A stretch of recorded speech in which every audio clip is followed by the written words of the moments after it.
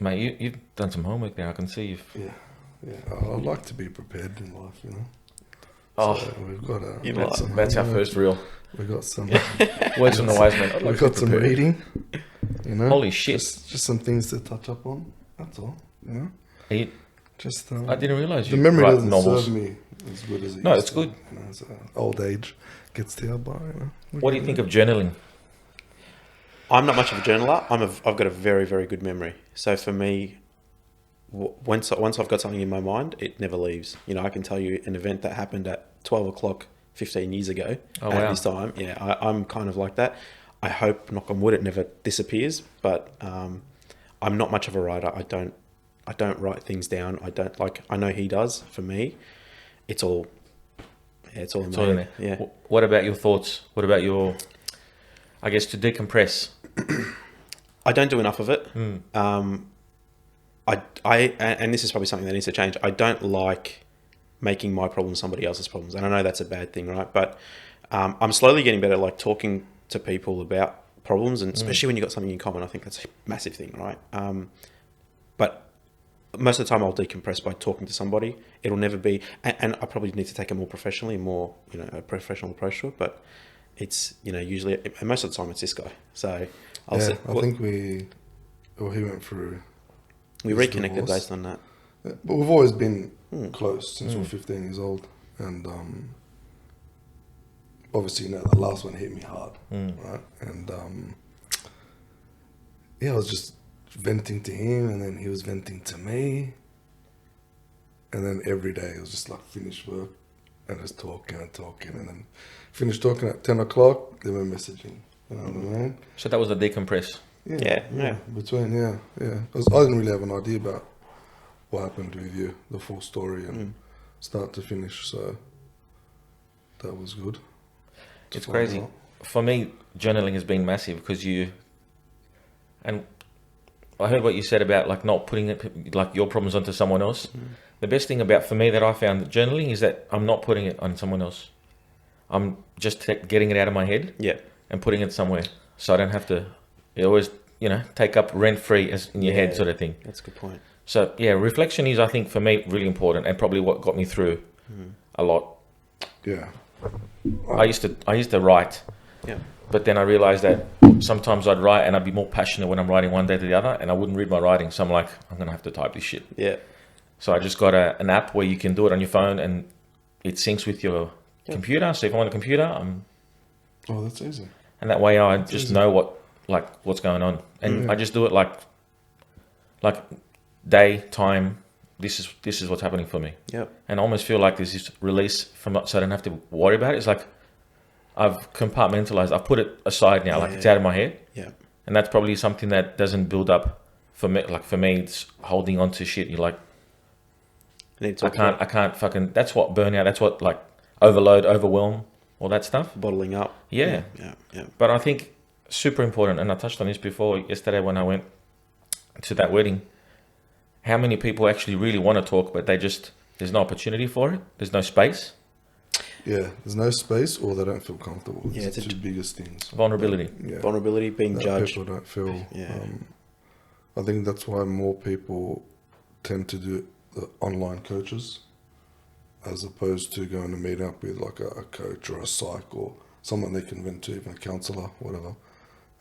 They feel comfortable just doing a Skype call because that person's on the other side of the world, some of them, or in another state. Where face to face, it's a little more intimate, and a lot of people aren't good like that. So that intimidates. It's intimidating, yeah, especially if you're not a strong character. When you work in customer service and someone comes to the counter, if they look at you in the eye and you're like, "Oh, hey, can I get this?" or "Oh, can I just get this?" So you can tell an office job that are on the computer. That's how they are. They don't speak to people, or they're just speaking on the phone. They're comfortable like that, but then when it's face to face, they're like, "Oh, yeah, I'll just take it's my card." Yeah, like, oh, what do I do? That's all right. Yeah, I think it's a lot of it is the vulnerability. It's also the fear of being judged, I think, as well. If it's somebody that's that you're not close enough with, all of a sudden becomes a judgment. That person's going through this. Maybe we'll just step back a little bit, or we don't want to hang around with this guy because he's going through these problems. Whereas some people who have been through it can go, you know what, I've been through that. I can help you. Come sit with me. They resonate. It's like, yeah, Exactly. I can relate to that. Yeah. Yeah. I think there's a switch there. As soon as someone says that, you feel the person go, oh, fuck, I can actually talk. Exactly. Yeah. Whereas if it's like they're getting asked questions that really don't align with what they're trying to put out, they just shut down. Yeah. Yeah, I think we've spoken about this topic as well. Like when someone seeks help and they go to like a counsellor, it may not do anything for them, and it's not because of the things that counsellor is telling someone. It's the bond. They haven't built that bond. You know, if that connection is not there, I can tell you something all day, but then you can go to him and he can tell you, and you'll be like, oh, you know what he said hits. Then you listen to his advice, but you won't listen to mine. So if you don't have that bond, it's not really going to work out. Yeah.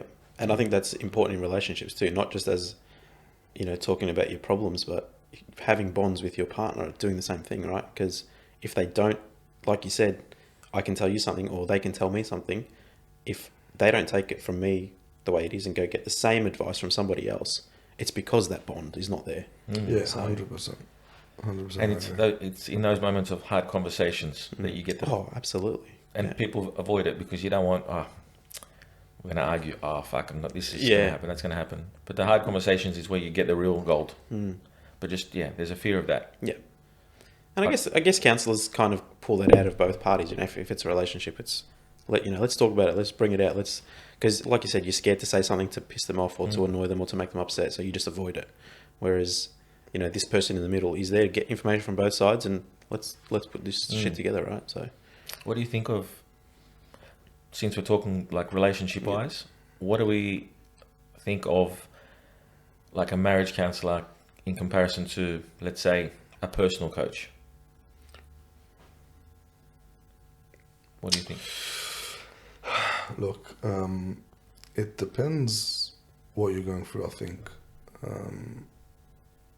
Marriage counsellors see and hear a lot of two-sided stories, right? And you would hope and think that people would be honest, but I don't think they are.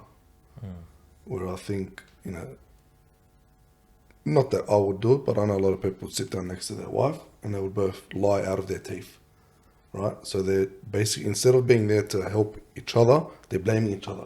Oh, but she does this and he does that. And then the lies, oh, no, I don't. What are you talking about? So I think the information that they get is not really accurate. Where when it's a personal coach or a life coach, you are actually saying the truth to him. You are telling him, this is what's happened, this is what goes down, this is how I feel. Because you are there to seek help. I think marriage counsellors are forced. You know what I mean? We're going to get divorced if we don't do it. You know? So I don't really... Look, it could work. I'm not saying it doesn't, obviously. I'm not a professional in any way. But from what I've seen and personal experience, no, it didn't work. As well as family and friends who have gone to them, they didn't work. Yeah. And I guess for some people, if it's you go it too late, you've already lost that connection anyway. So you're going in there in two camps. You're not going there united.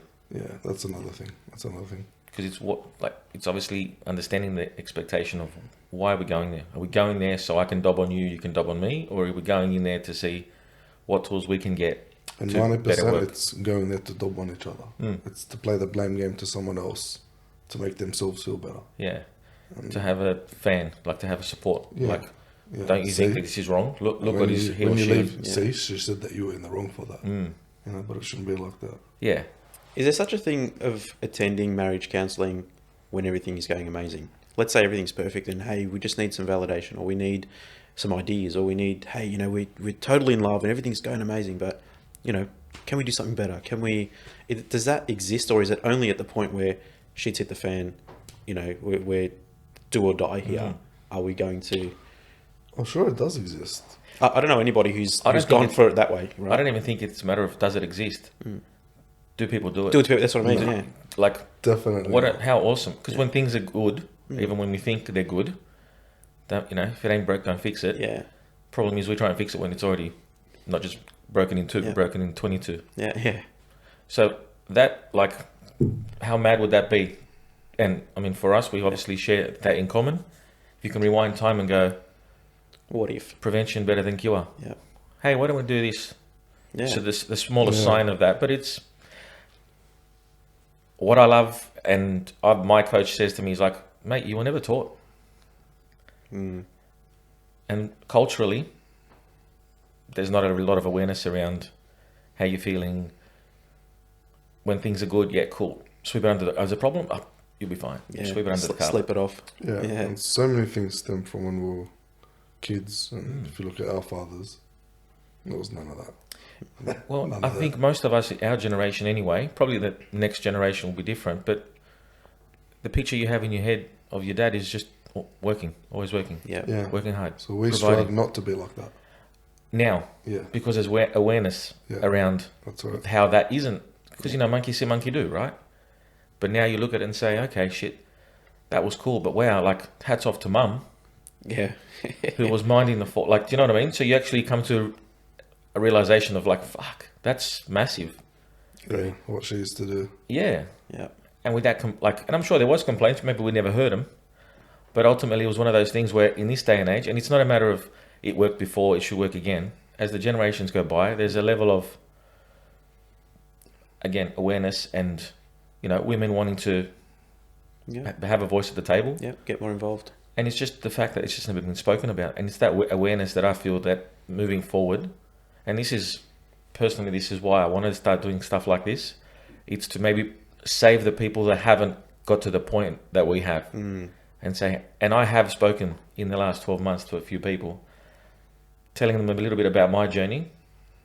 And I would say, do you do this? Oh no, man, try this. And then I'll come to me like a couple of weeks later and like, hey Andrew, fuck man, I can't believe like you're right. Yeah. Flick my world around. And it's not like I gave him the, you know, KFC recipe, the secret spices, right? It was, hey man, just for no reason, man, just do a dinner date middle of the week. Yeah. Just get mother-in-law, someone to look after the kids. And fuck man, she freaked out. She was like, wow, it's the small things, right? And yeah, that's, I think, where a lot of people struggle, are the small things. Everyone just thinks, oh, you know, I bought my wife a house, I bought her a car. She doesn't have to work. Why isn't she happy? Those days are gone. And it's, again, that Women that are conception. self-sufficient. They don't need you to buy them a house or a car. Yeah. You know what I mean? A lot of them are very strong. Yes, I would say, you know, 50-50 want the handout life, but the other 50% don't. You know, they have their own jobs. Some of them are in big power, in big position of power. So they don't need you to go and buy them a car. They can get their own. And some are not even finances, right? Some are just to have a voice, 100%. to have a say. Like that whole thing about wanting to be heard and understood. Yeah. Have you heard the phrase, listen to understand, not to respond? Yeah. Yeah. Like, You've got one mouth, two ears, right? there's a reason. Spend more time listening, less talk. Yeah. It's incredible, right? Like, it's such a simple term, phrase, quote, but if you stop and think about it, you're like, fuck. You learn a lot more when you listen than when you talk, right?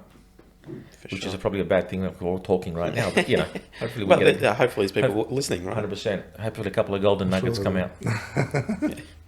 I'm sure they will. I've been talking a lot of KFC references this morning.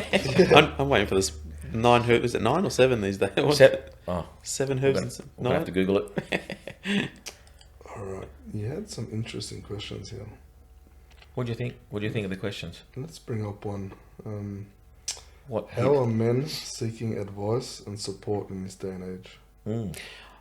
And this goes back to who you're comfortable talking to. For me, at the time, I had nobody really close to me that I could sit and go into it, unless it was somebody who was going through the same thing. So I had some family that I can go to and say, hey, this is how I'm feeling, this is what's going on, because I know they're going through the same thing. So we can kind of bounce off each other.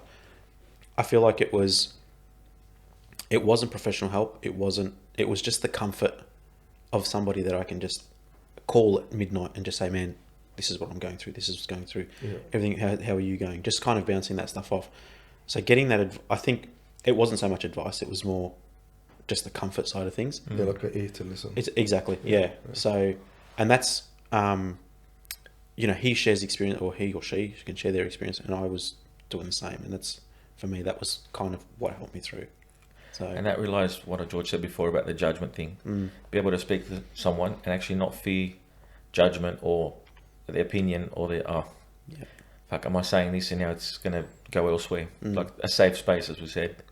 Yeah, like I know I can talk to Nabs because if I tell him an issue, he won't tell me what to do, or he won't tell me what he thinks. He's just there to listen. Okay, if that's what you want to do, no problem. No, don't do that. What are you doing that for? You know what I mean? So not instantly giving you the No, instruction. not telling me this. Just say, all right, if that's how you feel, no problem. Yeah, or have you thought about this? Have you, is this... Maybe wait it out and then see what happens from there. Stuff like So that. it's obviously the perspective shift, Yeah, right? for sure. And that's why the podcast was called Perspective Shifted, for that exact reason. Yep. Because the way you look at something, it's like the blinkers on, you know. Correct. You think this is the way, and then you just get another perspective. You're like, fuck, I didn't think of that. Yeah. And it's those people that you should, I guess, get to gravitate to. People that challenge you on what you think and make you stop and actually think, Of course. is there another way? Am I not looking at this more three-dimensionally and just thinking the way I'm feeling? Yeah, sometimes you need an outside perspective because you're stuck in it. You just got tunnel vision, like, you know, oh, my ex left me. I've got to get it back. Okay, why don't you do nothing and then see what happens? Because doing nothing is an action, right? People don't realize that. I like that. Not speaking to someone is an action, and it's the strongest form of action, saying, that's fine, if you want to leave. I won't speak to you. So that is the strongest action you can do. But unless you work on yourself, or unless you speak to people who coach or train or course or whatever, you know, there's so many different things. Even listen to people on YouTube, you won't understand that. You know what I mean? Your first instinct is, if someone leaves, I've got to chase. And that's probably the worst thing you can do. And we've all been there. You know, we've all been there. It's solution, like instant solution. Yeah, Got to fix it. that's right. But sometimes the best thing to do is not fix it. It's just to wait and see what happens. That's our primal instinct, right? Yeah. It's when there's a problem, let's... Where the fix it go? Yeah. For me, you instantly know the people that are good for you and the people that are there to have front row seats and looking for popcorn, right? And instantly, even through questions, like for me, the initial questions from the people that supported me is like, are you okay? Like, you know, anything I can do for you? I'm here if you need me. And then the opposite to that would be, where are you living? What about the money? You know, questions that really don't have any relevance like it's just happened. Why do I have to worry about splitting assets and all that kind of stuff? And that's where you know where people are and at what level and who you can speak to and who you can reach out to. Do you know what I mean? And it's not their fault too.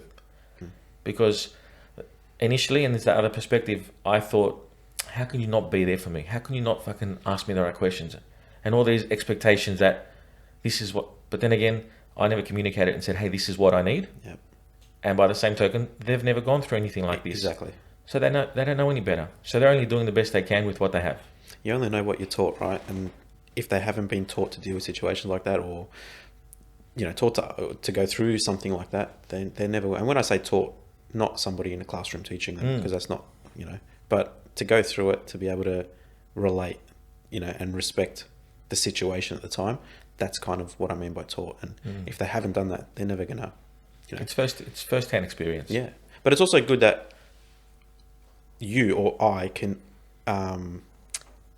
understand that that's what they haven't gone through. So I can say, shit, you know, you've never done this before. I don't expect you to know the right questions to ask because it's tough, right? But I think that all comes out with opening up. So as soon as you have that initial conversation, then it becomes easier for them if you can trust to talk to them about this stuff.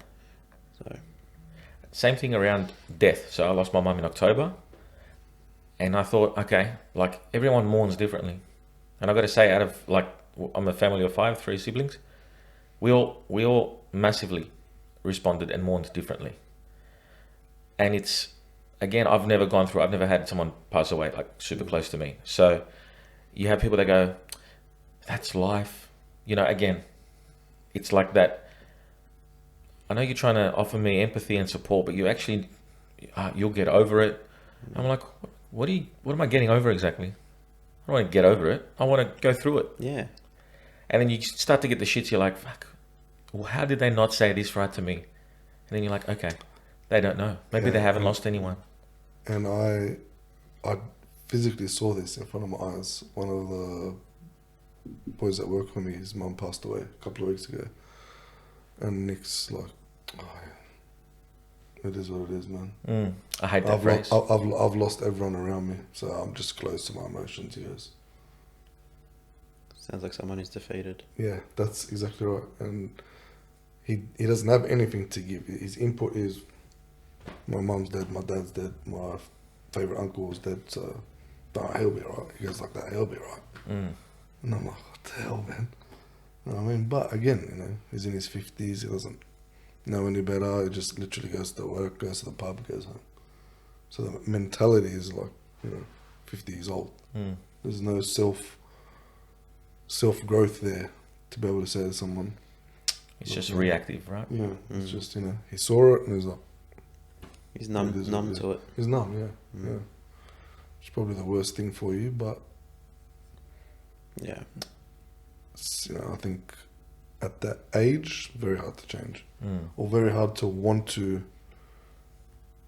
work on yourself or progress. And, you know, I've offered him positions inside the company.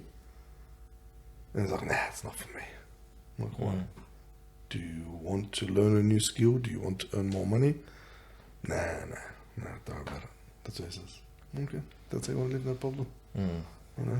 And ultimately, you can't change that. Yeah, no, you can't. They got to want to do it. 100%. Yeah, only he can do it.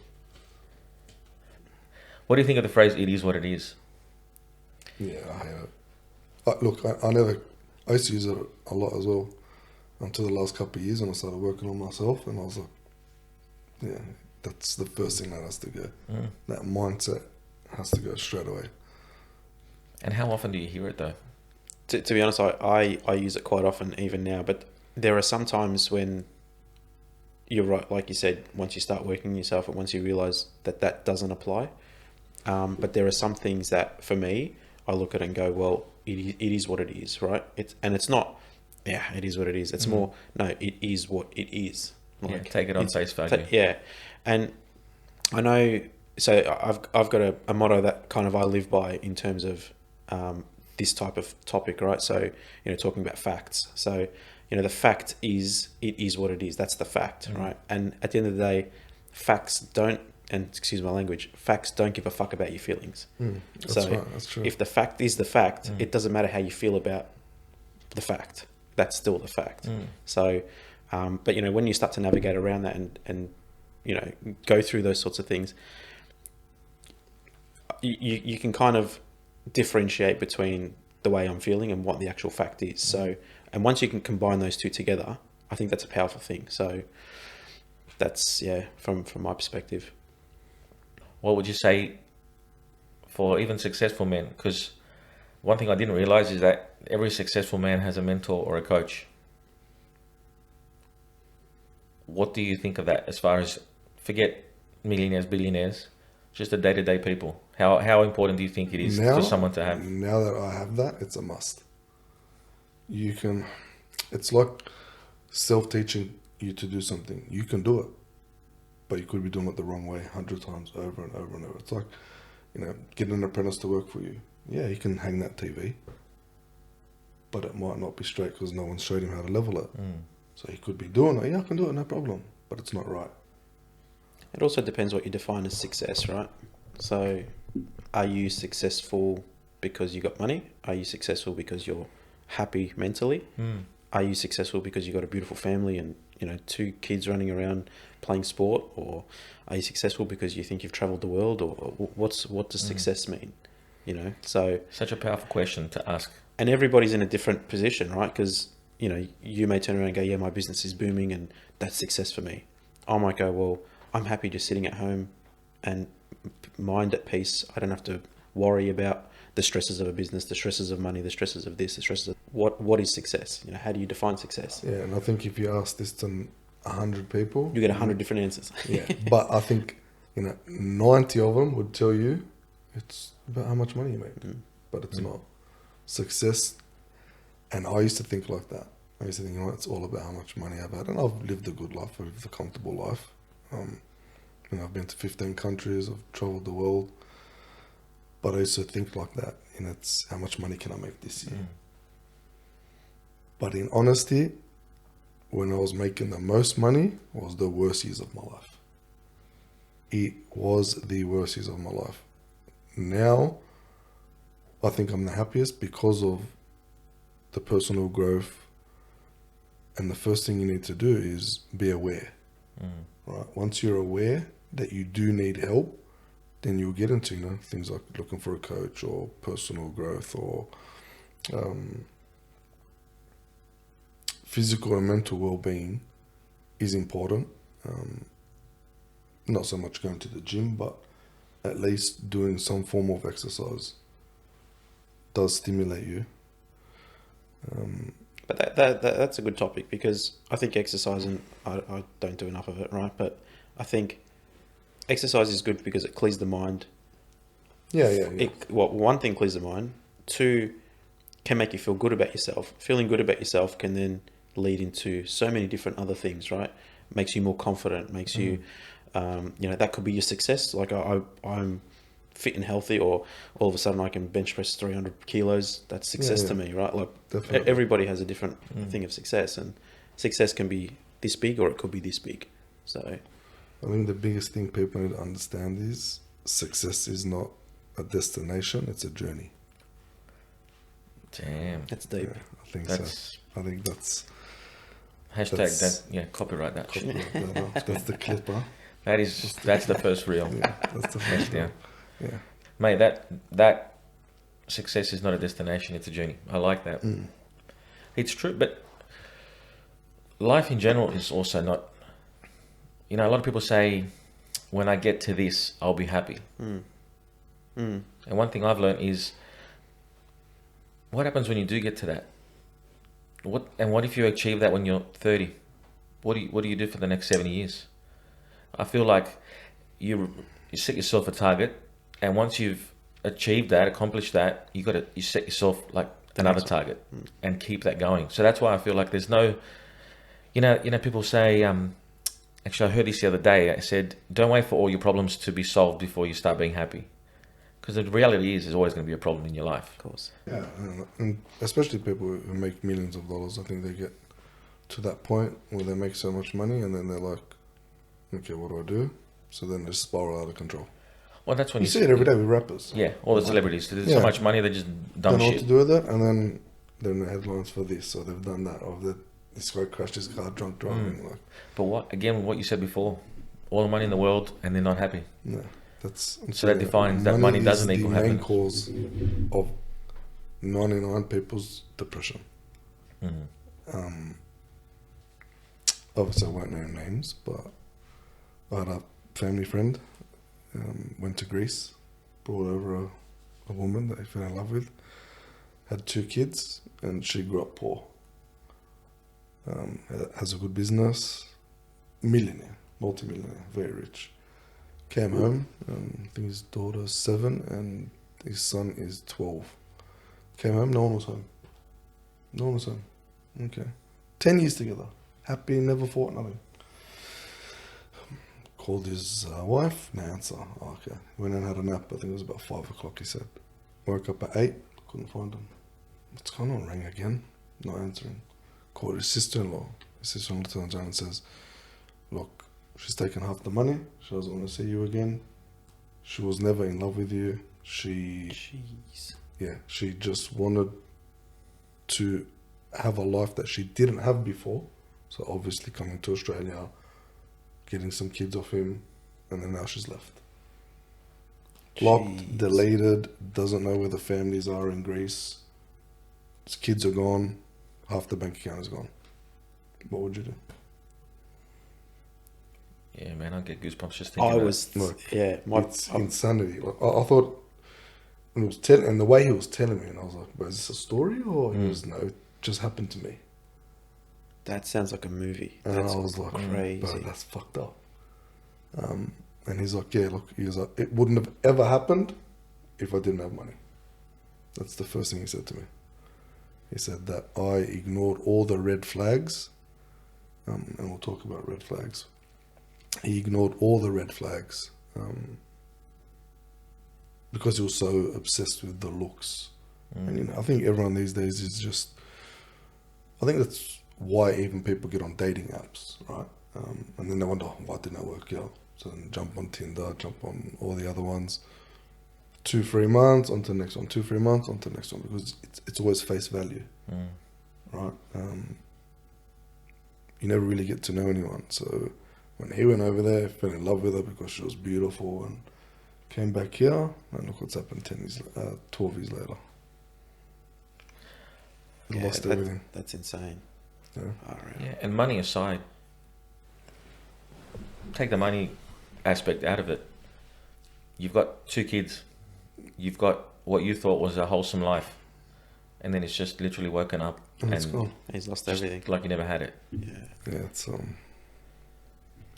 don't know what he's gonna do from here, but What's his take on it? Has he reflected so to say? when I spoke to him, he basically told me that he ignored the red flags.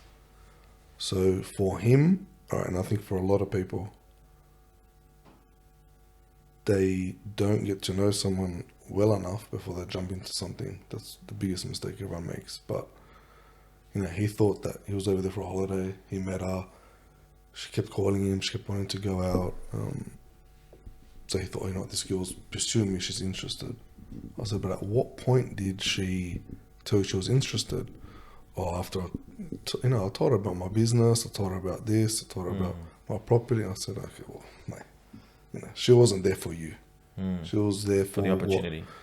What you could provide her, what you could give to her. So coming from a country like that, it's coming to living in Australia with a nice fancy house, cars, all she had to do was pop out a couple of kids who will be with her for the rest of her life. So she no longer needs you. I tried to talk to him about a few things, especially about red flags and things that you see in people that you shouldn't like. But what he told me was that he didn't have a girl, and it's not that he's the best looking guy in the world, but he didn't have a woman for a long time.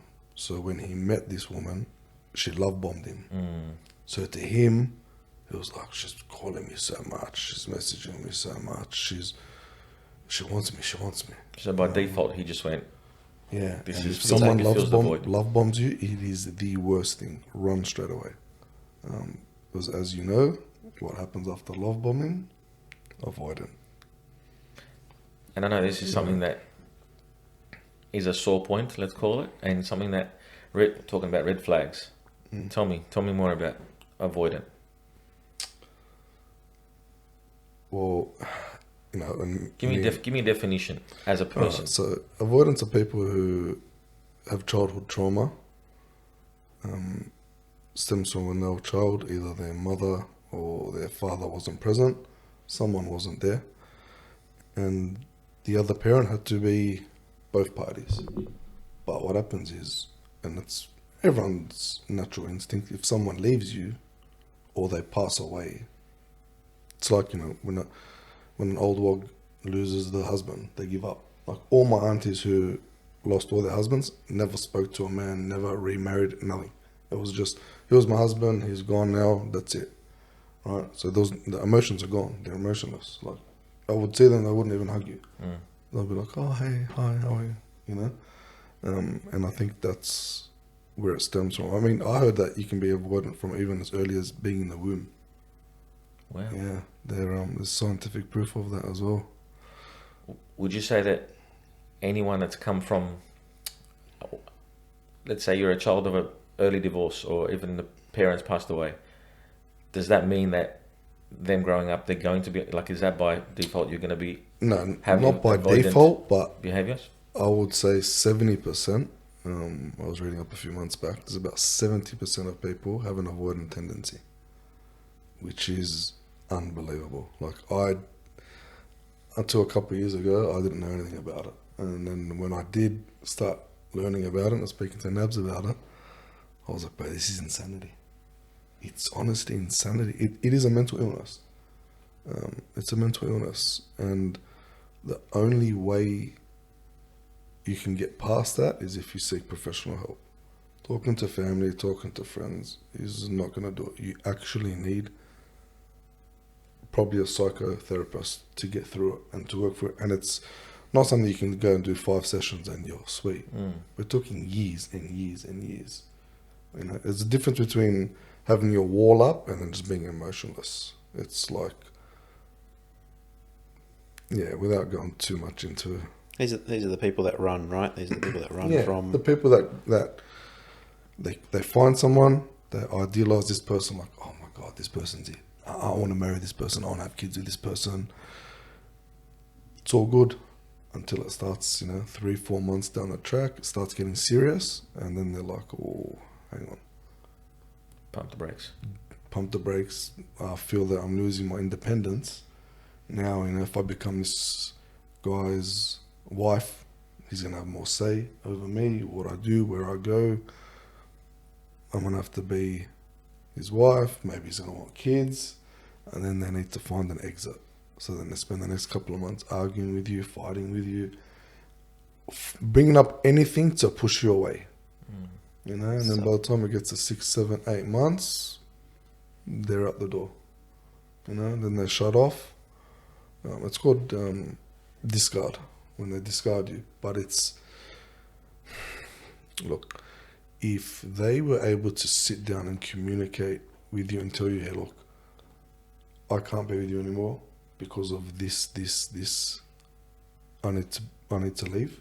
And when I'm capable of coming to talk to you, maybe we can revisit that conversation, I wouldn't have an issue. But they don't. They literally cut you off. I'm done. I'm fucking leaving, and block and delete you. And then you're stuck wondering, like, I just spent 1 year with this person who I can't even talk to about what they're feeling because they let it build up. So it's a story that they've built up in their own mind to sort of check out. Yeah. Self-sabotage. Self-sabotage. That's what it is. They self-sabotage the relationship, because then what happens is they deactivate, and it could take 2-3 months, maybe even longer. And then they find that next person. Or they monkey branch to the next person. And then they think, okay, look, this next person is it. Like, he's not like my ex. But what happens, 2-3 months down the track, the same things start to happen. So avoidants are creatures of pattern. Right? Same with people with BPD, and they can't break it. It's very hard to break. And their MO is, they leave, they come. They leave, they come. That's what they do. So you'll see an avoidant leave you. They'll go off, they'll have their life for 1 year or 2 years, or it could be 6 months, 3 months, whatever. But when they realize that that next person isn't what you were, they want to come back. Right? Once they come back, it's hard to put a statistic on it, but from what I've researched, 20 to 30% of the time it's going to work out. And the reason is because that person hasn't done anything to themselves or to want to lose those fears. So really they just, all right, we're in a relationship, we leave, we go to the next guy. Nah, this guy's not all that's cracked up to be, come back to the ex. But, if there's no change, then it's not going to work out. And there's no growth in that. No. Middle. And that's why I don't think you should take someone back who is an avoidant unless they show you that they have been working on themselves. They've been seeing a counsellor, or they've been talking to someone about it, or even, I've spoken to a few people that this has happened to. They even went to the extreme as to show me the receipts that you've been speaking to a counsellor. If you cannot show me your credit card statement or a receipt that you've gone speaking to someone, then we're not getting back together. Because they did it to them twice. Why would you want that to happen a third time? And that's crazy. Yeah. I think that's the hardest part, is somebody who's it happened to. So, your partner's moved on and they've tried to come back. You've accepted them. You fool me once. Well, shame on me if you fool me once, but shame on, or whatever the saying is, right? And then your confidence takes a massive hit. Everything about you takes a massive hit. how do you recover from something like that? And that's a difficult bit as well. So, because it's almost like you're replaying that same correct. Yeah, is it going to happen again? situation. It's a matter of time, and you'll always be anxious. Are they going to leave? Like, when are they going to do it again? Well, that's, the whole fear of abandonment thing starts to kick in, right? If you can't control, or take control, or take awareness around what's happened. That's right. And avoidant discard is the worst thing to feel. It's ugly. But as cliche as it sounds, I think communication is a massive piece, right? So, somebody who's an avoidant, who's getting the treatment they need, or somebody with borderline personality disorder, or whatever it is, that doesn't make them bad people. No. They actually want that. Yeah. They want the happy ending. They want the happy ending. Yes, they do. So when they love bomb you, they actually feel that. They actually want that. But it takes a few months for their fears to meet their feelings. And when shit hits the fan, is their fears have taken over their feelings. So, they're like that. So as when you they said, meet you, self-sabotage. Yeah, their fears are here. But then once it gets to here, it just skyrockets. So if you can't get an avoidant to work on themselves and to try and keep it neutral, the fears come up, and then that's when everything happens. And then that's when they want to monkey branch to someone else or discard that person. Block you, unblock you, block you, unblock you. And when you're in a relationship with an avoidant, they block and unlock you 5 times a day. It's Nabs and Nabs. It's honestly draining. And it's taxing, right? It's very taxing. Yeah. Psychologically. Taxing. And I have a coach in New York who is very big and studied borderline for the last 15 years. And his wife has borderline. And I watch his videos, or I talk to him, and he tells me when she comes to me, and it's twice a week, at least twice a week, I need to leave, I can't be here. I'm done with this. I don't want to be in this marriage. He tells her, okay, no worries. He goes, I walk away from the situation. I walk away. When she resets, we'll have the conversation. But he goes, I go through it minimum twice a week. That reminds me of the movie 50 First Dates. Oh, yeah. Like that, yeah. She has to watch a video before she wakes up every morning to remember what she's done. It's So it is manageable if there's awareness around it, and as you said, Nabs, communication, right? Absolutely. Yeah, they need to be self-aware. If they're not self-aware that they're doing it, they will just stay toxic and always want to be in something toxic. So toxic loves toxic. They love it. If you fight with someone that's like that, they fight back. If you walk away from someone, You're disarming them, right? you're disarming them. They're calm. If I would fight with my ex, she would be in my face, going ham, screaming, whatever. That's fueling her, right? Yeah, she would love it. But the minute I was like, Rose, if you want to be like that, I'm going to leave. I would leave. She wouldn't know what to do. Right? She wouldn't know what to do. Because they don't know what to do with someone who shows them love. They know what to do with someone that shows them toxicity, but not love. Would you say that's borderline going along the narcissism? Because 100%. narcissists are like that too, right? 100%. They're fed by your reaction. They make you feel things you... Yeah. There's a difference between being avoidant and being a narcissist. But in saying that, a lot of avoidants are narcissists. Especially the ones that bring it up and tell you things in the middle of an argument. That's the next tier, right? Avoidant and then... Yeah. That's... narcissists generally don't give a fuck about your feelings. They do not care. Avoidants do care. They do love. They do want that. They just don't know how to do it. And what you said about fear over feelings, that's a very powerful metaphor. Yeah. I think that you can sort of look at that as a picture, right? You can almost, put your hands down scale. and go, exactly. Yeah. So you can visualize that sort of stuff. So I think that's a big piece. But with this whole piece as well, dealing with somebody who has some of these mental health issues, if we are more educated as the partner, I think you can be very, very smooth about some of this stuff, right? So, if I know how to deal with somebody who's got BPD, then, that is going to help the relationship. Not just me, it's not going to help her, it's going to help the relationship. It's going to be, to know when to step away, to know the words to use, because you can say the same thing 10 different ways. They may get upset at 9 of them, and then the last one was like, "Oh, I love that. Like, that's a great thing." But it's the same message that I'm sending the whole 10 ways. It's just the way that they accept. The way they receive it. It's powerful. It's very powerful. What you know how they say, it's not what you say, it's how you say it. Exactly. That's exactly what it is. Yeah. So, especially with someone with borderline, it takes everything. Like, you got to remember, people with borderline personality, they're people who are, imagine being the happiest you've ever been in your life in that single moment, then the saddest you've been in your life at that moment. Instant. At the same moment. Wow. And then somebody who's the most excited you've ever been in your life at the same moment. So these guys are going through those 3 more emotions at the same time. So imagine being the happiest you've ever been, the saddest you've ever been, the most excited you've ever been at the same time. So that's, unfathomable. And you can understand why they cut and run. Exactly right. So if you know how to deal with that, and you know how to talk to people who have got that and navigate through that, then that's definitely going to be beneficial for whoever. Can that work if the partner is aware of it and knows how to handle it? Does that still mean that it can work, or is it really up to that person to delve further into managing and self-regulating?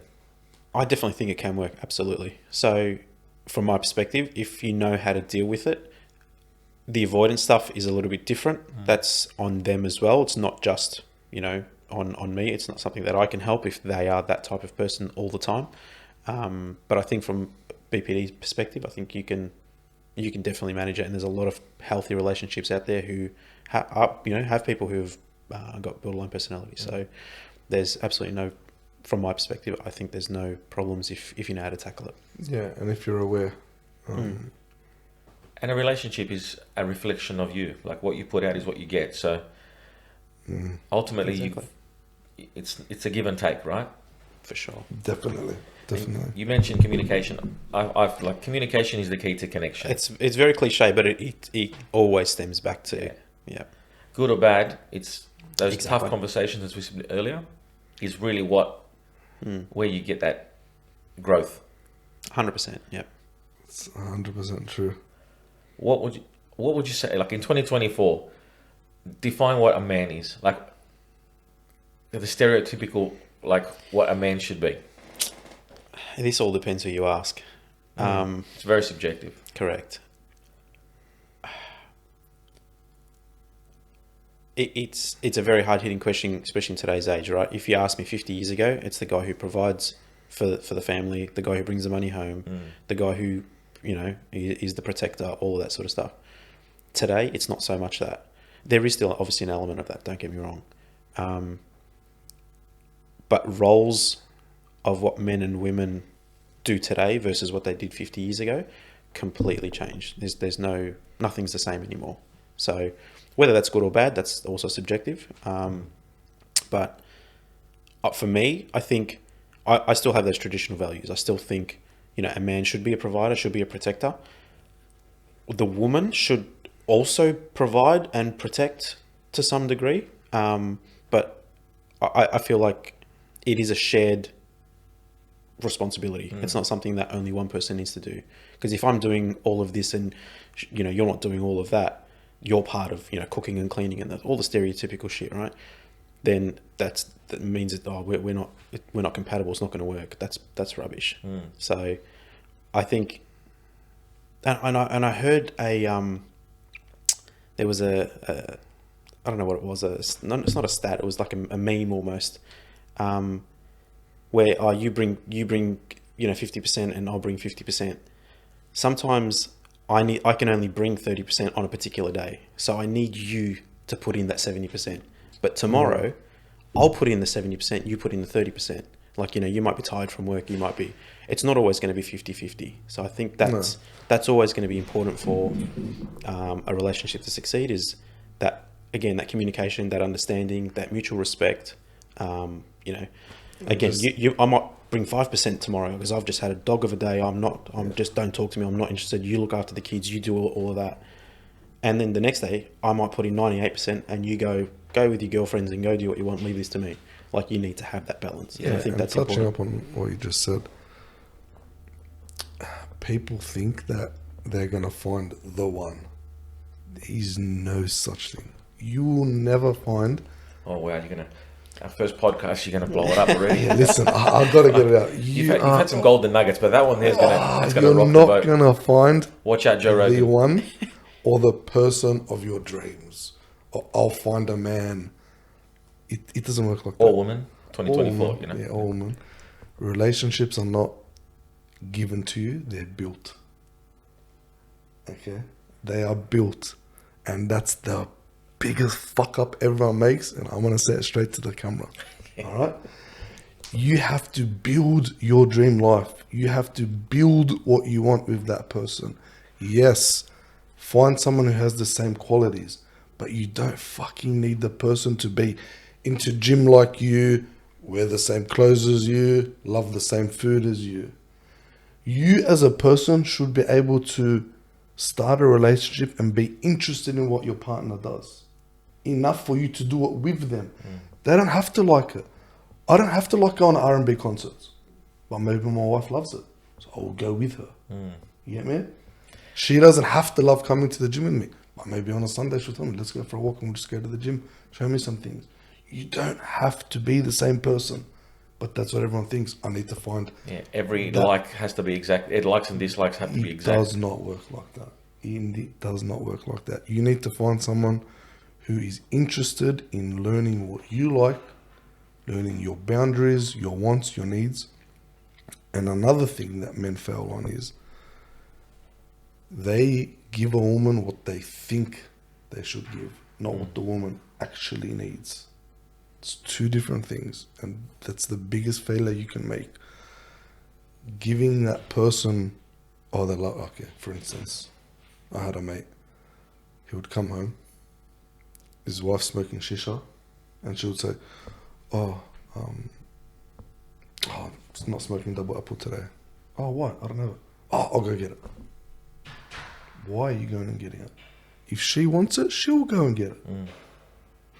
But she's obviously happy enough to have made the head, whatever flavor she's using now, and she's outside on the balcony smoking it.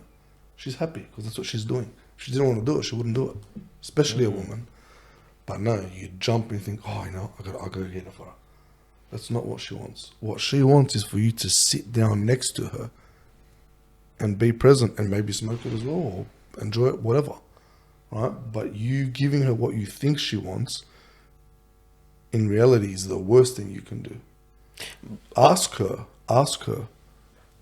okay, you don't have double apple. Okay, would you like me to get you anything else? She will tell you, but we don't ask enough questions. You know?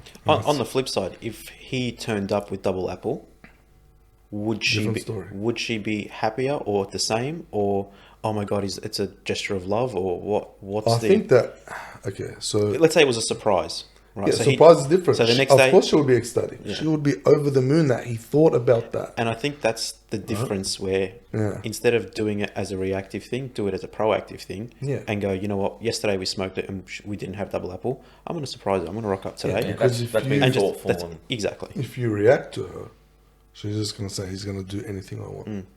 I can get him to do anything I want.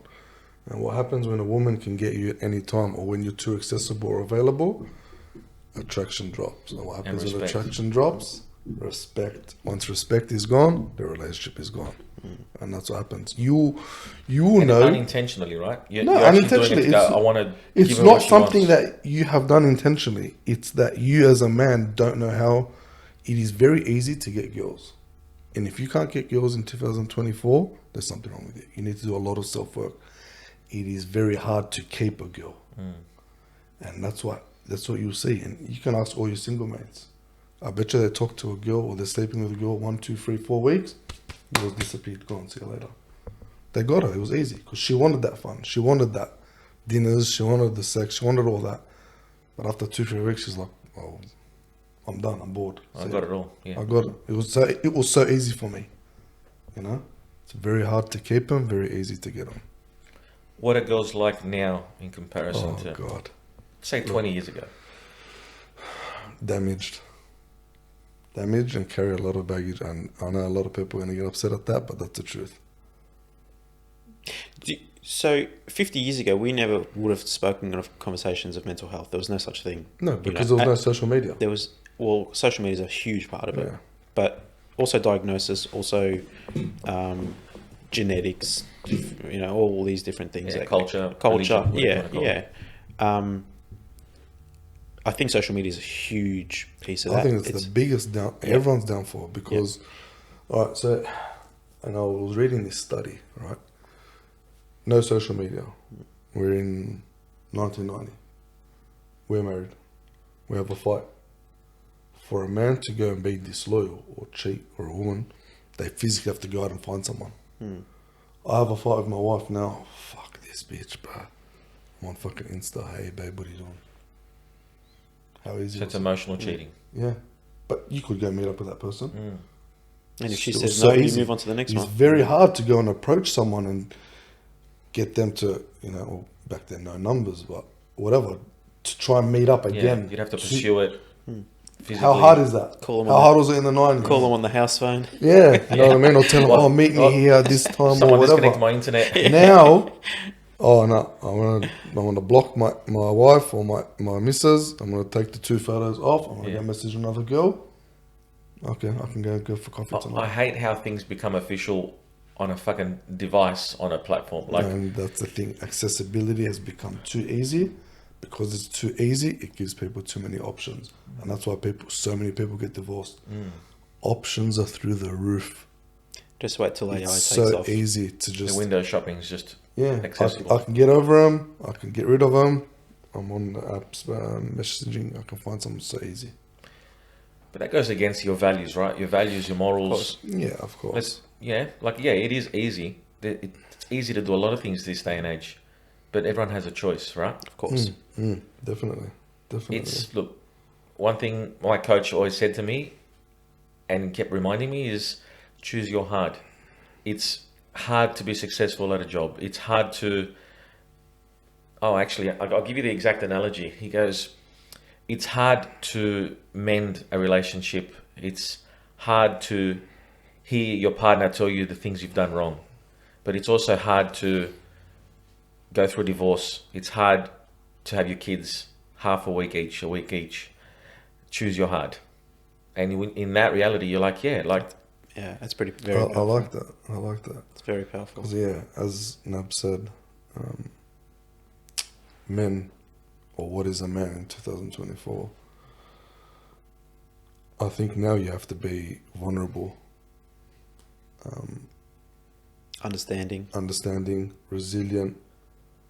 You got to have some emotional intelligence. emotional maturity also. Yeah, yep, definitely. I think emotional intelligence this day and age is so important. It's so important, especially if you want to connect with somebody who's a man or woman or colleague or work or Toaster client. identify as a or toaster whatever. these days. If you want. I mean, Microphone. it's I think emotional intelligence is super important, more important than it ever has been. So Yeah, definitely. Even self-awareness, creativity. A lot of men fail as well as being stagnant, I would say. Playing it safe. I guess I can speak for myself and say you can get complacent, comfortable when you want to play it safe. And that's always going to happen, right? That's always going to happen. Because why? We're tired, the kids, excuse to find babysitter, but the reality is women get bored. They get bored easy. They have 10 times more options than we do. They can leave you tomorrow and have 5 men out the door. You can leave out tomorrow and you'll be scrounging around going, fuck, where can I find a girl? Where can I go meet someone? You know what I mean? That's some of the... Yeah, it's crazy how this world is, right? Imagine it was roles reversed, where it was the other way around, where it was like, and I'll tell you something. Here you go. yeah, like where It was easy for us. Yeah, where a guy can just walk in wearing shorts to a job interview and get the job because he's showing a bit of leg. Or, you know what I mean? Like not just, but like it's crazy. that's but it's always been stereotypical. like that. Sex sells. Yeah. Right? Sex sells. I gotta Here we say go. this. He's got a big smile on his face. Something big's coming now. Oh, look, mate, continue. Just give me a second. Dramatic effect. Yeah. Yeah. No, And that's where quality, it will never be 50-50, right? Because there's things that men can do better than women and things that women can do better than men. Yep. And that's the reality of it. Yep. Absolutely. Do you have kids? I don't. Okay. I don't. Yeah.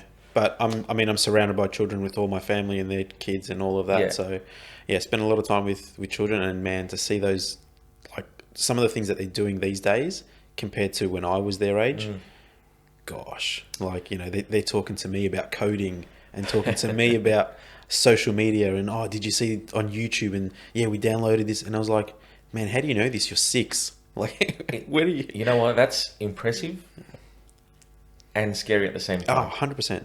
Yeah.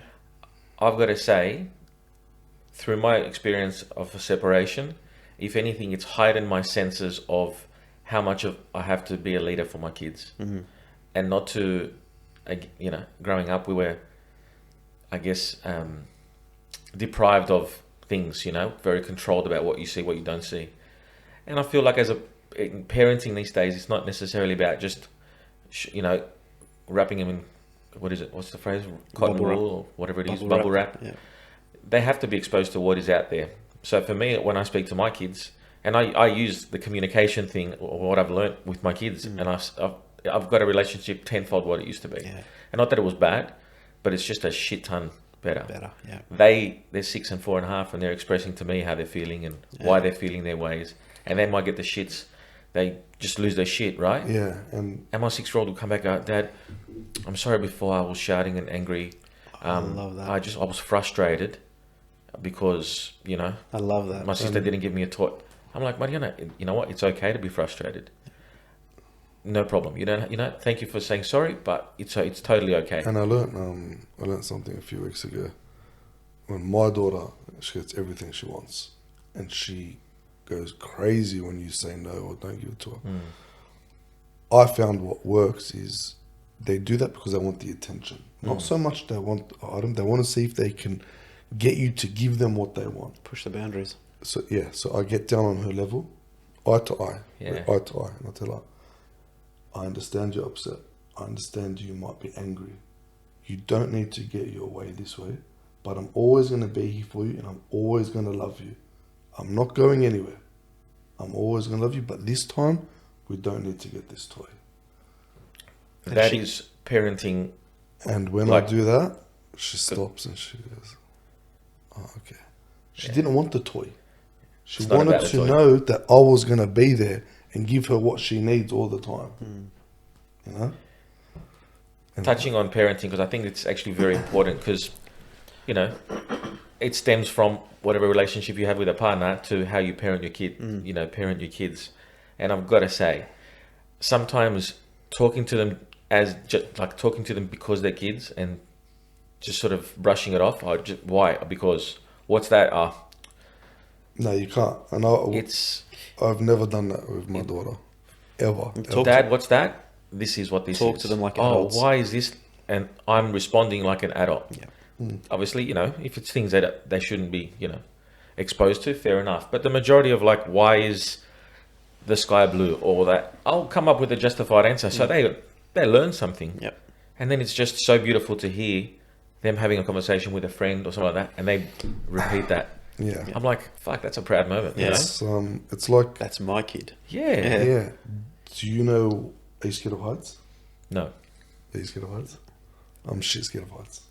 And I'll tell you why. And I thought about this. Why am I scared of?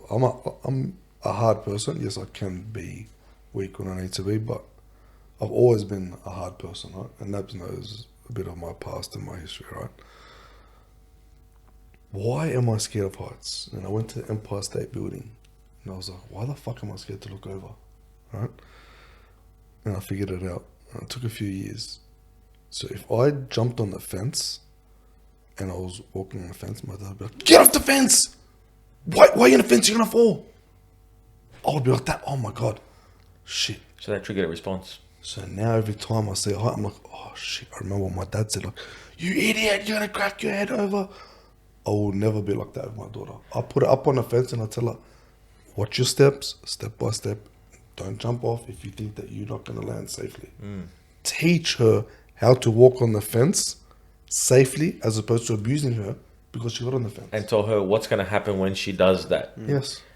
Yeah, just explain it to her. That's just fucking remarkable what you said. That is beyond nuggets, mate. We are going into Oh mate, This is getting I deep. think we're built for this podcast. fucking All hell. right, what you got to That's leave? another You got to leave clip. something for the next one, mate. Nah, next one's we're going deep sea diving on that one. I'll bring a snorkel. Yeah. Yeah, look, touching on that, it's so important to have that relationship. And they say from the first 10 years of a kid's life is how you shape them. And I mean, it's hard for a kid to be going through parents that have separated, and they don't have that, you know, I use the normal life, which I've come to realize there's no such thing as normal. You know, your normal is very different to someone else's. But exposing them to like having civil and serious conversations and getting them to express themselves. For me, I don't want to leave a fortune to my kids. I don't want to leave them like financially. I want them to be able to have the skills and the life skills and tools to be able to navigate life and always have self-worth. Be a good person. Yeah. And just be good to themselves, like just love themselves. I think that's very important. And especially as they get into their teenage years, and again, reverting back to what we said about social media and stuff, the pressures of that. If you are good with you, like internally, you know, success is an inside job. Have you heard that phrase? If you're good with you, and that's what I want them to, like, especially girls as well, which obviously are a lot more impressionable and all that kind of stuff. There's high pressure. If they're like good within and they're very confident within, mate, they can tackle anything. And that's what I was going to say before when Nabs was talking about validation. And people need other people's validation. If you work on yourself to the point, you should never need to look at anyone to validate you. No woman, no man, no family, no friends. The only validation you need is from you. But unless you work on yourself and keep doing the work, you're always going to struggle with that. You see it. Because, you know, and I say it a lot, guys break up with a girl, but they can't be alone. They need a girlfriend. I need a girl. Yeah. So they go to the next one. They'll find someone straight away. Like, you're not ready to be in a committed relationship. Yeah. Why are you wasting your time, her time? Then they just go from one to the other. But if that person was secure inside, you wouldn't need that validation from anyone. I think Never give it to anyone. That's the difference between being alone and being lonely. I think they're two different things, right? So being lonely is always, I need someone, I need people who can be alone. Like I enjoy my own company. Like I can sit by myself and not speak to anybody all day. Like that's a good, you know. But being lonely is no, I need someone, I need a girl, I need something, I need, you know, it's the need. 100%. So And that's the worst thing to be. And what you touched on now, what you said about having to replenish, you know, find someone else straight away because you've just been dumped or whatever. I feel like you've got to heal your own wounds. Metaphorically speaking, if you're bleeding from a wound, if you don't mend that and heal from that and you just move to the next person, you're going to bleed on them. you're gonna keep bleeding. Yeah. And you're just going to keep bleeding into future relationships. So it's, I think, it's very important to put the work in yourself. For sure.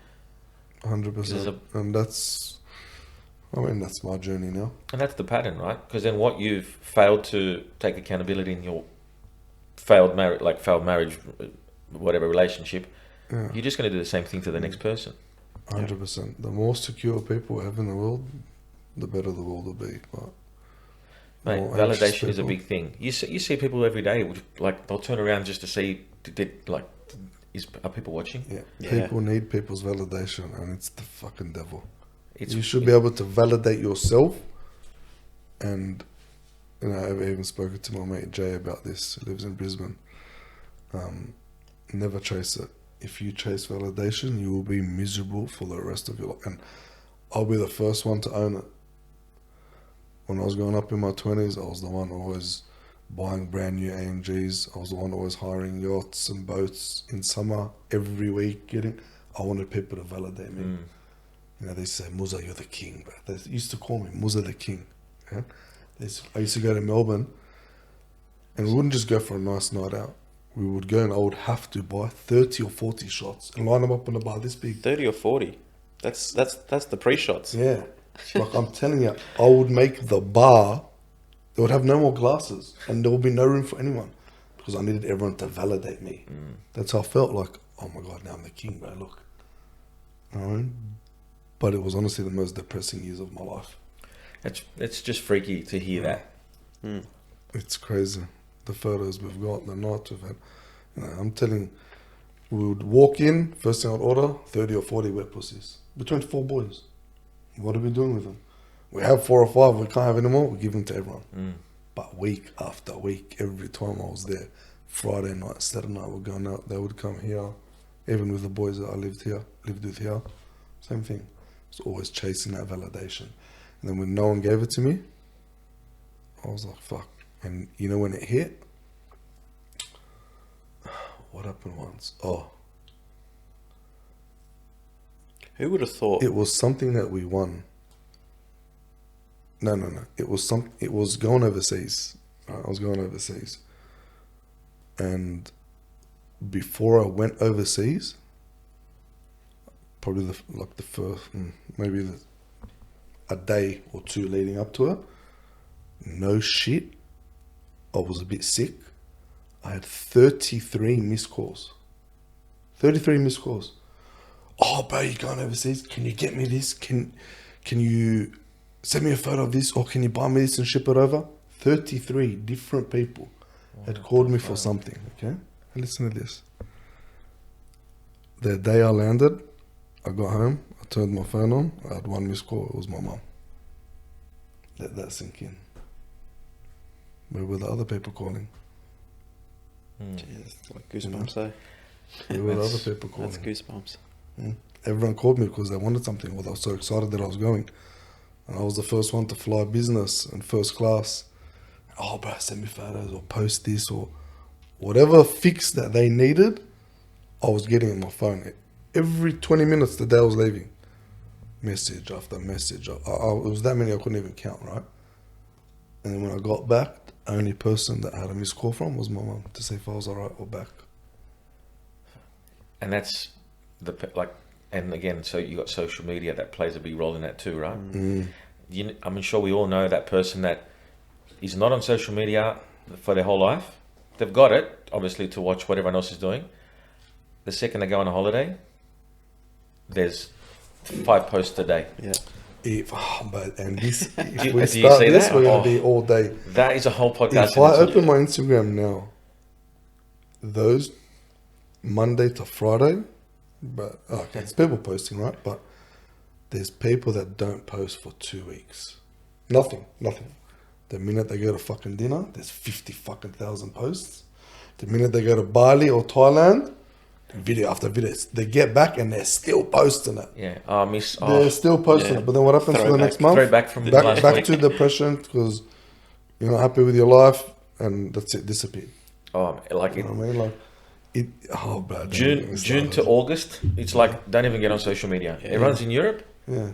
People that honestly you've never heard from them. You didn't even realize they had social media because you haven't seen any post or anything. And what are they doing? And they blow up your socials like chasing validation. Yeah. And I'm chasing that fix. I'm getting messages, like, because I'm from Crete, right? The island of Crete in Greece. Oh, we're here. I'm like, oh, have fun. And every day I'm just getting more and more. I'm like, you're on a holiday. Yeah, get off your phone. And you're sending me, I'm happy for you, the first photo. The 32nd photo, I'm still happy for you. But like, why are you sending me that many? Yeah. Just enjoy. People get so caught up. Man, look at it at concerts. Anything. People live off the videos they've taken. Very few actually take on the experience with their eyes. There was a powerful, speaking of that, there was a very powerful photo that I saw was some rock concert and everybody had their phones up videoing. And there was one old lady in the front row, hands on the barriers, just watching the stage. And everybody else, literally, I don't know, 30, 50,000 people, all on their phones, filming this concert in front of her. And she's got her hands on the barriers, just watching. She would have had the best experience. Yeah. No one was. She's the only one who doesn't have a phone. Yeah. And she's the one enjoying it the most. So man, it is crazy. Look, and I'm a photographer, right? But when I don't have to be around to take a photo, I don't even hold the camera. Yeah. Because there are certain things you can capture the moment in a photo, but I don't want to live that moment tomorrow morning. I want to live it Now. while it's happening, like be in the present and embrace it and like really absorb it. Exactly. Everywhere. Yesterday, the wedding. I'm a wedding photographer. I say to the couples every time, if your guests get in my way and I don't get a shot, just so you know, it's blame it on your guests. I make it very clear. I don't want your auntie with the iPhone or the fucking tablet that it looks like a 32-inch fucking plasma or you know, TV trying to take a photo while she's walking down the aisle. I push them out of the way now. I'm like, just let me take the photo. I'll send it to you. Yeah, you'll get it. You're taking this fucking wobbly, shitty fucking photo. I'll send you a good version. On your 1 megapixel camera. Yeah. But again, But we're all guilty of it. We're all guilty of it. Yeah, I mean, It's good to capture a moment, but when there is actually no moments that you're not actually living in, but you're rather just documenting it all, there's a fine line between being present in the present. Huh? Are you a journalist? Or? Yeah, I don't get it. It's probably one thing that the simple things in life, right? It's one thing to capture a moment. Yeah, cool. It's all well and good. Yeah. But you're also going to live in it too. Do you know what I mean? Yeah, technology is killing us, I think. And when I say kill, I mean good and bad. Killing us to the point where we stop using our brain. Obviously good for advancements and, you know, medical world and all that sort of stuff. There was a really cool saying that I heard. It was, I think, what was the saying? They were saying World War III. I don't know. They say, so it was, we don't know what World War III is going to be fought with, but World War IV will be fought with sticks and stones. So the world, everything will be destroyed at some point, and we're going to go back to very, very basics. So I think so. I think Well, we need to. And whether that's an actual war or whether that's just the way life is going and the world is going, and there's going to be some reset at some point. Like it's getting to that point where we're so far advanced from where we were 10 years ago, you know. So You may look at your phone. Your phone is no longer just to make calls. No. Most people probably the least use they do with their phone is to actually make calls. Yeah, that's right. Tell me that they use their calendar to schedule where they're going to be, what they're going to do. Tell me there is banking. People don't even know maths, like they're using the calculator for the most simplest of equations, right? What else can you do with your phone? You can shop, you can communicate to people. Like, it's no longer just using it as a device to go pick up the phone and call. This is the thing, man. I hear my message tone go off more than a few times. Actually, it's probably more when George messages. Because he doesn't message one. It's like ding, ding, ding, sentence, ding, ding, ding, ding, ding. So I've got a customized ringtone for you, so I know when. It's good, you know. But you know what I mean? Like, we could have had a conversation in 3 minutes instead of a 2-hour text session. It's it's one of those. The technology. Look, technology is great. I agree with you. It's going a lot faster than what we need it to be, and at some point, like, we're going to be left behind. Are we over our heads in it? So yeah, and you're from an IT background. You said yeah. What other golden nuggets do you have for us, man? We've gone off topic now. We've gone off topic. Oh, you wanted to get deep sea diving. What other red flags? So you said avoidant. What other red flags are there in relationships? Actually, there was something I did want to bring up. Let me just find it. It's on page 35. Scroll, flick all the way up. He is. There's another thing what you use your phone for, right? Okay, yes. A lot of things. Oh, here we go. Let's read them.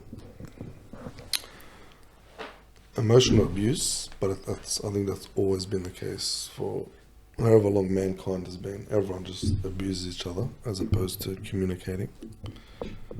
Same as control. Emotional abuse, are you referring to like backhanded comments and... No, abusing, you fucking idiot, you're a dumb bitch, you're this, you're that. But, you know, I don't think you'll ever be able to stop that. No matter... Yes, people have limits, people go past the limit. Is Did that most people take it too far? is that emotional? Did you say emotional abuse? Yeah, emotional Or is that abuse, verbal yeah. abuse? Because verbal Well- abuse and emotional abuse, I think, are two different things. Verbal abuse, yes, definitely is Yeah. the direct Yeah, swearing and all that sort of stuff.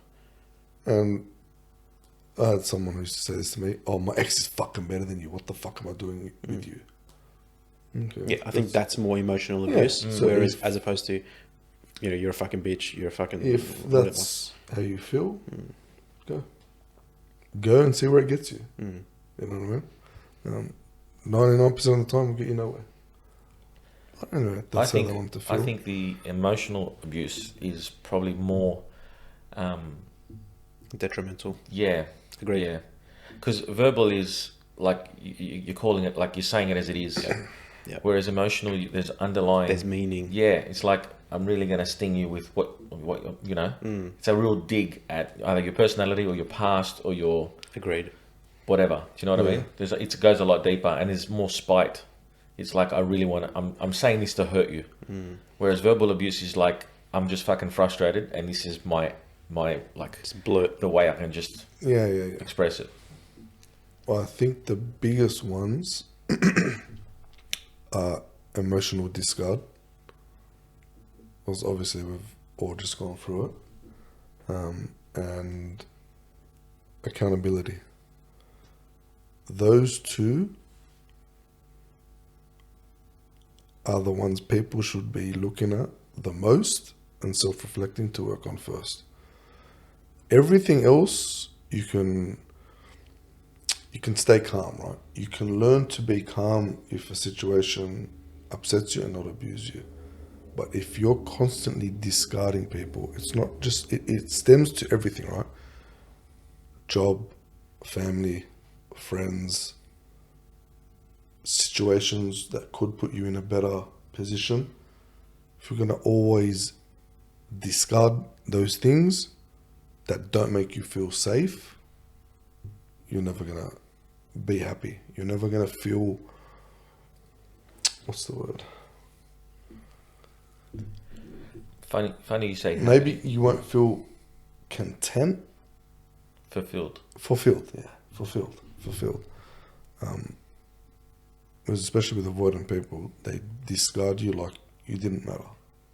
But I understand that their feelings take longer than someone who isn't avoidant. You know, like you'll break up with them and then you'll feel it like, oh my God, she left me. Like, I'm dying, fuck. Like, I'm dying, I love her, I want her back. Where they feel relief. They feel, oh my God, thank God this person's leaving me the fuck alone. I blocked them, I'm done. Their emotions take a lot longer. So they will feel the pain 2, 3, 4 months later down the track. And is there regret with the pain? Yes, yeah. Like remorse of fuck, what did I do? They know they're hurting you, but they don't know how to process it. So they discard you, block you, delete you, do whatever they want to do.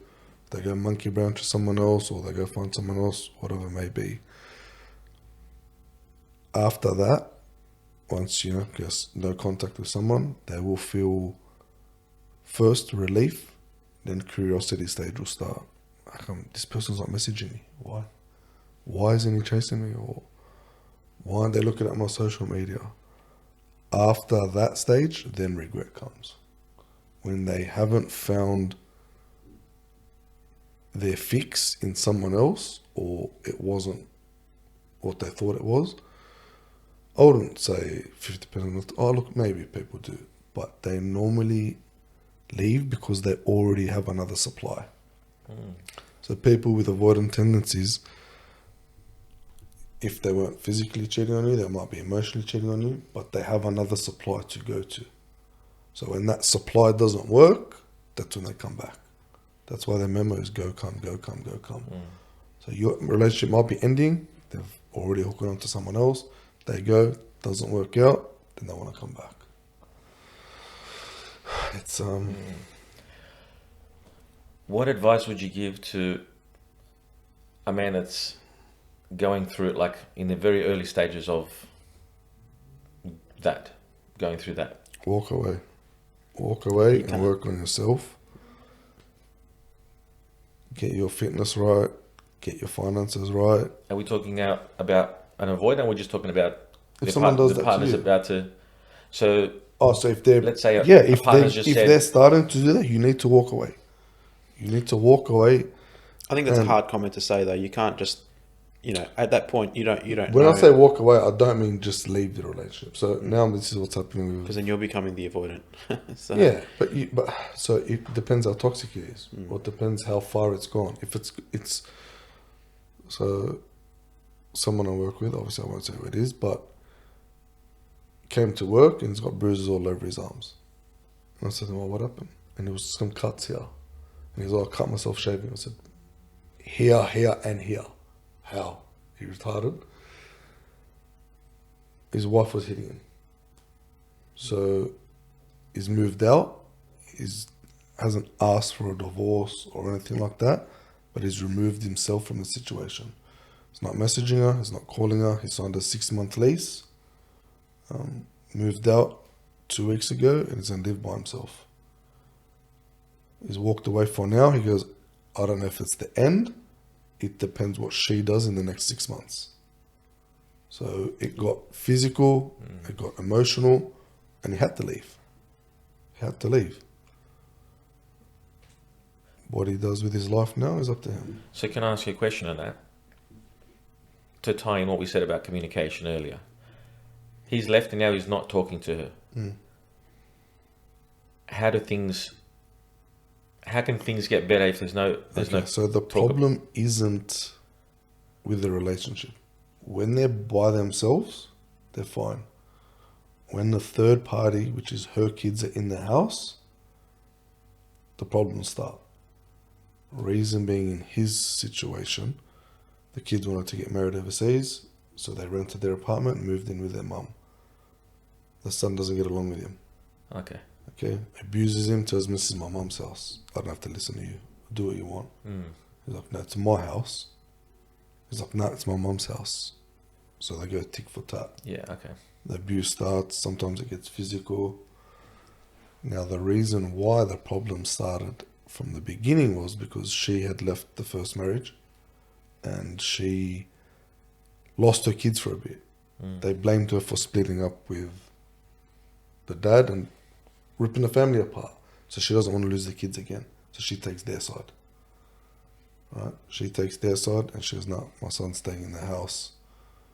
I don't care. And I don't know what happened with her job, but she was a CFO for a massive company. Again, a woman in power. 250 employees, got made redundant. What do you think that does to someone? She can't now. She can, but it's going to be very hard to just be able to leave a job as a CFO and get another job as a CFO straight away. She might have to start down here, climb her way back up again. She can't handle it. So what's happening with her inside, it's just constant It's rage. being projected. Yeah, it's constant rage, and he's the one who's copying it. I still think going back to the communication point, there needs to be some sort of, this is why this is happening, this is why I'm They've doing had this. that. They've gone to counselling. And I think it's boundaries around that. Yeah. Look, it's not, you better stop doing this. It's, I don't accept this. I can't be in a relationship if this is happening. Exactly. Because I think it's powerful to have I statements, because at least you're not just telling them. Yeah, this is Yeah, how I yeah. feel. How you want to receive it, that's all. They've gone to counselling. She did 3. She ended it. She didn't want to. So now he's going to someone twice a week, as he's between work and her. He's just broken. He's broken. And kudos to him that he actually So he's has the He's strength. doing that twice a week, but he tried marriage counselling and tried sitting her down.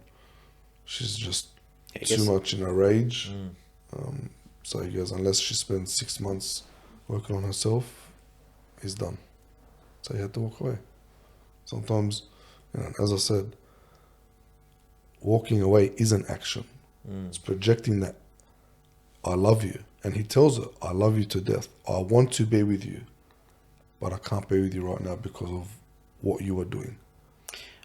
I think when you said walking away, I took that as he's disappeared, he's gone, he's left her.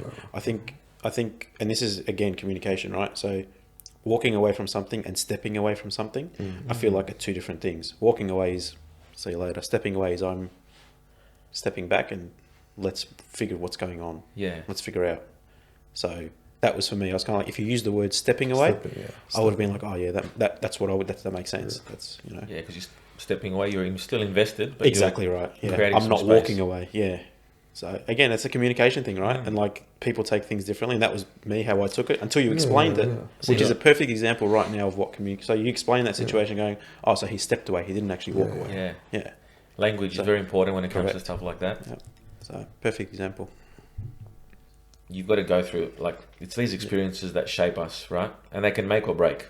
Oh, because let's be honest, I've been rock bottom. I've been at the top, and I've seen rock bottom. I know what I prefer. I consider us sitting here a success story compared to, and we're nowhere near where we want to be, but we're obviously a lot further where we were. Yeah, we're on the way there. Because you've got a choice. Everyone's got a choice. You can bury your head in the sand. You can feel shame. You can feel failure and all that stuff. But at the end of the day, it doesn't serve you. No. So for me, like getting value, I'm getting value out of this. You've fucking 100%. rocked this. But it's also like, for me, it's raising that awareness for people that haven't gone through this yet, and hopefully they never do.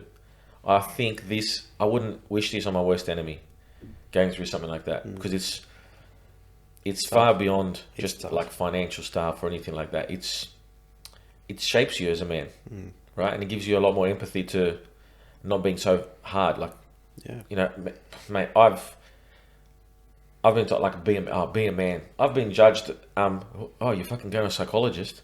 Yeah. I said, well, actually, it's a coach / mentor that's helping.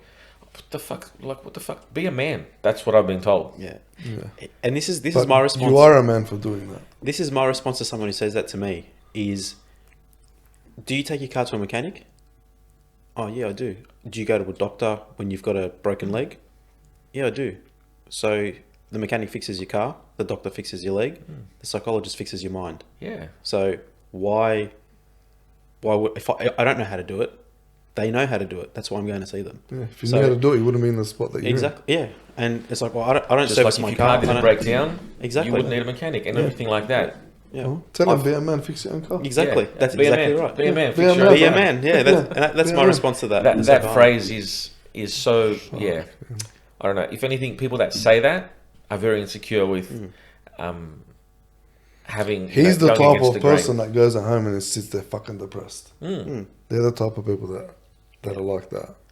But the thing is, in his life, he would have people doing the same thing, telling him the same thing. So he's like, oh, that must be the right way to do it. Yeah. And that's, it's obviously it's a learning curve for everybody. So he's got to learn from the top down. So, and that's whether it's cultural, whether it's whatever it is, his dad or his grandparents or whatever, to be a man, just get over it, go to sleep, And I've had to teach my parents the same thing.